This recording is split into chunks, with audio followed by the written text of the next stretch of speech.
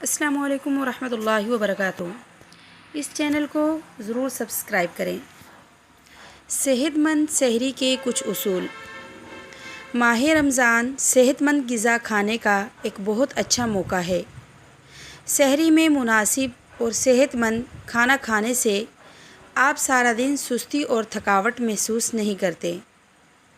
और कुछ चीज़ें ऐसी भी हैं जिनको खाने से आपको बहुत ज़्यादा प्यास और भूख महसूस होती है, लिहाजा आप सहरी में नमकीन चीज़ों से दूर रहें, क्योंकि उनके इस्तेमाल के बाद आप पूरा दिन प्यास महसूस करेंगे।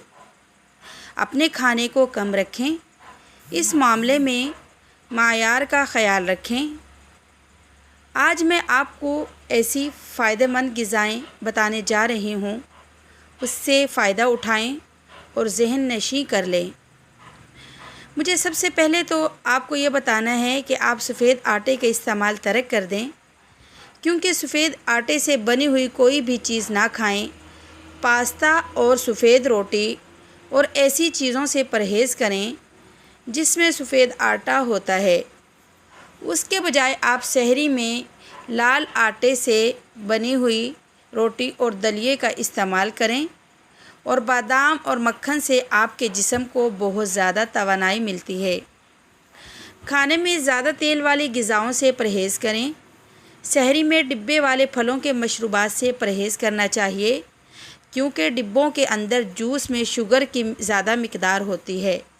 बेहतर है कि उन मशरूबात की जगह सुबह दही लस्सी का इस्तेमाल करें।